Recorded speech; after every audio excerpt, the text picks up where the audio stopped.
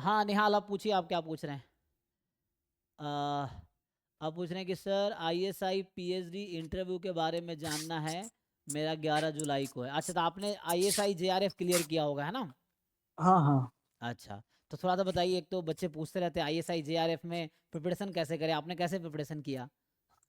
मैंने प्रिपरेशन किया, ऐसे ही सो कर ऐसे ही दे दिया था। अच्छा, लेकिन हाँ आपने पढ़ा होगा चीज़ें तो मतलब नहीं नहीं, जब। उस समय आईटी बॉम्बे का पीएचडी का एग्जाम था, उसके नेक्स्ट डे इसका एक था, तो एक दिन का गैप था। तो आईटी बॉम्बे से मैं बस से ट्रेवल कर रहा था, तो मुझे पढ़ने का टाइम नहीं मिला, फिर सुबह मॉर्निंग में एग्जाम था, तो ऐसे ही दे दिया था। चलिए, ये तो अच्छी बात है कि आपने ऐसे दे दिया और निकल गया। तो उसमें कैसा आता है आईएसआई जेआरएफ में, क्या पैटर्न रहता है पेपर का? पेपर जो था वो रिटर्न था, मतलब कि ऑप्शनल नहीं था कि ऑप्शंस देंगे ऑब्जेक्टिव और उसमें टिक ऑब्जेक्टिव करना। आते हैं उसमें या नहीं आते हैं? नहीं, ऑब्जेक्टिव नहीं था। ऑब्जेक्टिव नहीं, सब पूरा। सब्जेक्टिव। हाँ, उनको बस ये देखना था कि आपका सॉल्व करने का प्रोसीजर कैसा है। तो और कितने कितने क्वेश्चन आते हैं सब्जेक्टिव में? मुझे अब तो इतना भी याद नहीं, शायद 8 थे, 8 8 थे। हाँ मतलब रफली, एग्जैक्ट नहीं, क्योंकि मुझे पता गया ना। तो 8 रहे होंगे ना? और दोनों में 8 8 थे। दो दो। सेशन में हुआ था एग्जाम। अच्छा, पार्ट ए पार्ट बी ऐसा? नहीं नहीं नहीं नहीं, पहले 3 घंटे, फिर 1 घंटे गैप, फिर 3 घंटे। हाँ, 3 घंटे फिर 3 घंटे, मतलब 2 बार एग्जाम हुआ। हाँ। मुझे टाइम ड्यूरेशन भी याद नहीं, शायद 2 2 घंटे था या 2.5 घंटे था, कोई दिक्कत तो नहीं, बीच हाँ। में गैप था। बीच में गैप था। और दोनों का टॉपिक थोड़े अलग थे। जो तो पढ़ा रहे हैं क्वेश्चन सीक्वेंस सीरीज का, उसमें से एक क्वेश्चन था सीक्वेंस सीरीज तो का। वही एक्चुअली ये वही। नहीं, ये क्वेश्चन क्वेश्चन ये नहीं था, डिफिकल्ट था। हाँ मैं समझ लेकिन गया। सीक्वेंस सीरीज का, टॉपिक के सीक्वेंस थे। सीरीज का एक क्वेश्चन था। हम्म। तो बाकी हम्म। काफी ज्यादा फैला हुआ था, मतलब कि स्कैटर्ड था उसमें। आप ऐसा नहीं कि पढ़ के जाएं तो हो जाएगा। मतलब कि आपको नॉर्मली दिमाग में सब कुछ रखना होगा, मतलब उस हम्म। तरीके का नहीं है कि आप टारगेट होके जाएं और कर दें, वो नहीं था। तो ये पहले 3 घंटे जो पेपर हुआ वो ऑब्जेक्टिव था, मतलब ऑप्शंस थे नहीं, उसमें? दोनों सब्जेक्ट है, दोनों दोनों सब्जेक्टिव थे। सब्जेक्टिव था। तो मैथ के मतलब मैथ के क्वेश्चन दोनों सेशन में थे या सिर्फ पहले वाले में? पहला क्वेश्चन मैथ्स का था, और फिर मैक्सिमम स्टैट्स के ही थे। स्टैट्स में पता है 8 क्वेश्चन में उन्होंने हर क्वेश्चन में 2 पार्ट किए थे, 1 और 2। तो हम्म। उसमें क्वेश्चन रिलेट करके पूछा था, मतलब एक क्वेश्चन दूसरे से रिलेट कर रहा था। ठीक है। तो इस हिसाब से किया था। एक और हमारी स्टूडेंट है जैसे जिनका आईआईटी तिरुपति में एडमिशन हुआ है, क्या नाम है उसका? एलिजा, है ना? सो एलिजा का भी हुआ है, तो वो भी इंटरव्यू देगी अभी उस आईएसआई। उसमें क्वेश्चंस कैसे थे पता है कि मेरा मास्टर्स आईटी कानपुर से था, वहाँ के आईसीआई के प्रोफेसर थे काफी, तो मुझे उनकी क्लासेस याद थी। हाँ तो कुछ एग्जैक्टली। क्वेश्चन उससे थे। तो मतलब कि काफी इधर उधर स्कैटर हुआ, तो वैसा था। नहीं, सिलेबस वो कोई भी हमने दिक्कत नहीं है। देखा नहीं जो। होता क्या है, जैसे आप आईआईटी बॉम्बे या कानपुर या किसी अच्छे इंस्टीट्यूट से पढ़ते हो, तो एमएससी में आपको इतना मतलब ट्रेन कर दिया जाता है या इतना परेशान किया जाता है कि आप चीज़ें सीख जाते हो, है ना? आप अगर, हाँ है ना, वो। तो वो ऑब्वियस है, क्योंकि आप कानपुर में अगर आप रहे हो तो वहाँ इतने रिगरस कोर्स है, इतना मुश्किल कोर्स है।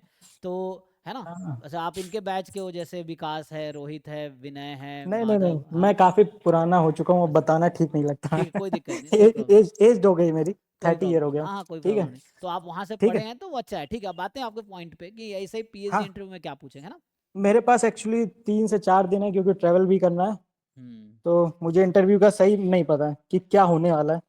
नहीं नहीं, देखिए इंटरव्यू में वो आपसे वही पूछेंगे जैसे आपने अभी कहा M S C I T Kanpur से की है, तो वही पूछेंगे क्या क्या सब्जेक्ट पढ़े हो। देखो इंटरव्यू का जो होता है, मैंने, आप देखोगे तो मैंने वो डाल रखा है, आपने मेरा यूट्यूब पे वीडियोस हैं पीएचडी इंटरव्यू हम्म, एक्सपीरियंस का।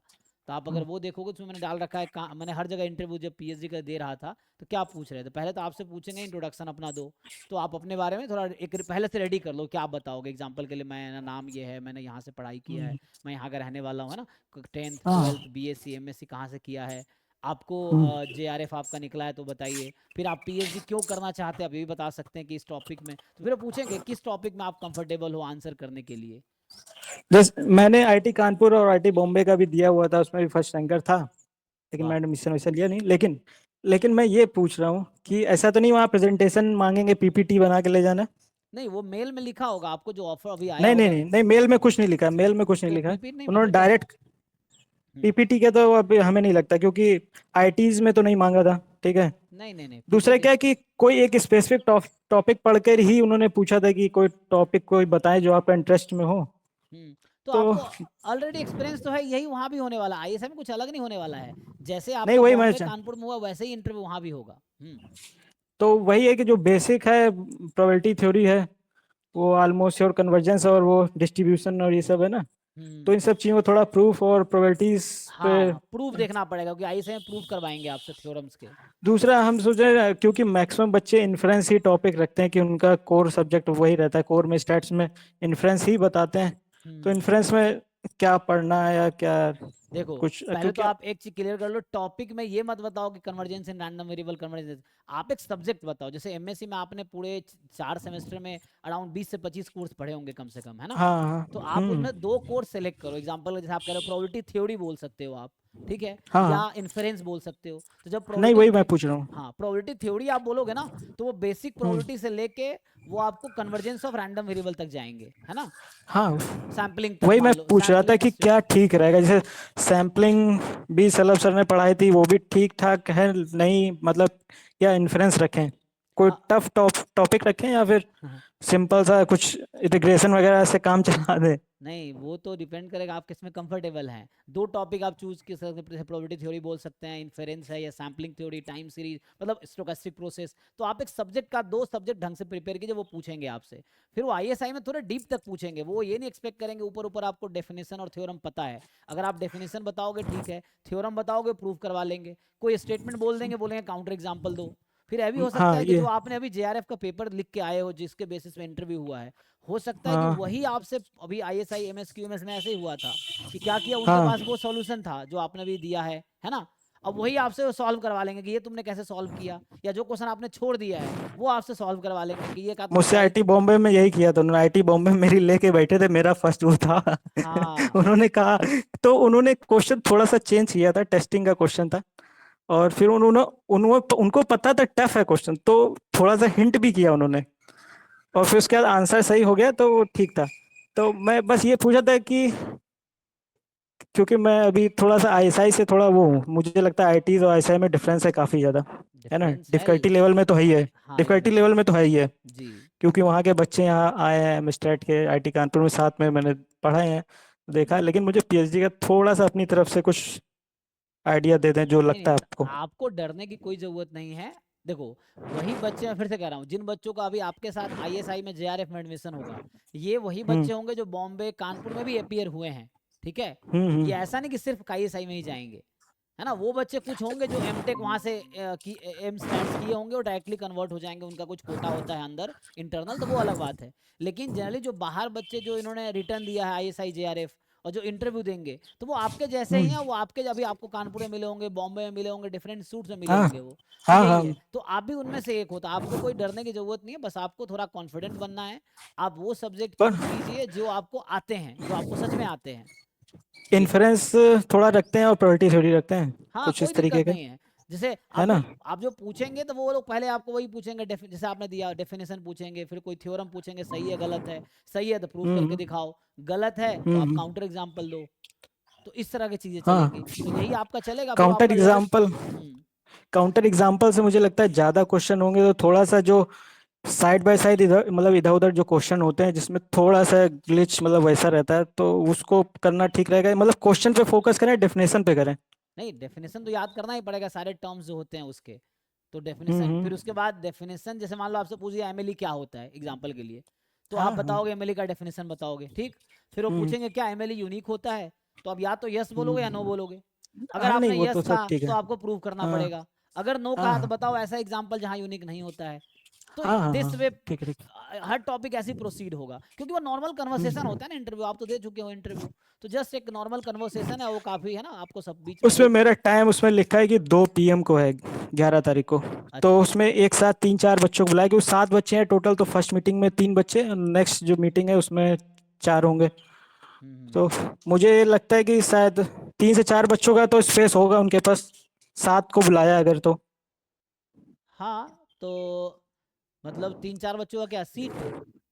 हाँ, पीएचडी के लिए सीट कितना होगा, 3 से 4 होगा? नहीं नहीं, पीएचडी का सीट हमने देखा था, उसमें जो सीट है 10 सीटें हैं एक्चुअली टोटल। तो वो 7 को क्यों बुलाया फिर? वेबसाइट पे है। अच्छा, वो कुछ इंटरनल भी होंगे ना, तो ऐसा हो सकता है। अच्छा। कुछ इंटरनल होंगे, जैसे जो बच्चा वहां से एम स्टैट्स किया है, तो उनके लिए कुछ प्रोसीजर होता है, कुछ सीटें रिजर्व होती हैं उन बच्चों के लिए जो वहां से एम स्टैट्स किए हैं। अच्छा, वो जब डायरेक्ट वो कन्वर्ट कर रहे हैं हाँ क्या एमएससी उनका पीएचडी में? उनकी मेरिट अलग बनेगी, उनमें से जो बच्चा इंटरव्यू देगा उनकी मेरिट अलग बनेगी, जो बाहर से बच्चे आए उनकी मेरिट अलग बनेगी, इस तरह का सिस्टम भी है। अच्छा, एक बात और पूछनी थी, जैसे कि जो मेरे रिटर्न में मार्क्स थे वो क्या काउंट होंगे इंटरव्यू में, या फिर इंटरव्यू ही मेन है? वो तो वहाँ पूछना पड़ेगा उनका क्या प्रोसीजर है, वो आईएसआई में मुझे लगता है कंसीडर करेंगे, रिटर्न मार्क्स प्लस इंटरव्यू दोनों मिला कर मेरिट बनाएंगे फाइनल, जो रिटर्न टेस्ट हुआ है हाँ प्लस इंटरव्यू, ऐसे हाँ। वेटेज होते हैं। जैसे आईएसआई एम स्टैट्स का भी हुआ है, एमएसक्यूएमएस का हुआ है, जिसमें वेटेज था part A hmm. Plus 2 time part B plus interview, तो ऐसे करके उन्होंने वो किए थे, तो आपका भी ऐसे ही होगा इनका सिस्टम। मैं इस आपको बार इस बार जनरल कैटेगरी में उन्होंने 120 में जिसके 24 मार्क्स थे उसको कंसीडर किया, तो पेपर का टफनेस जो है उन्होंने ठीक रखा था तो वन काफी। मतलब 124 कट ऑफ था आईएसआई जेआरएफ नहीं का नहीं ये। नहीं, 120 मार्क्स का जो पेपर था ये पीएचडी आईएसआई का, हम्म उसमें 24 मार्क्स जिसके थे उनको कंसीडर कर लिया उन्होंने। मतलब 120 में से 24 जिन बच्चों का आया, 24 कट ऑफ था 120 में, यही कह रहे हाँ हैं। 20, हाँ 24 मार्क्स। कट ऑफ था, अच्छा 120 में 24, मतलब डिफिकल्ट तो था पेपर।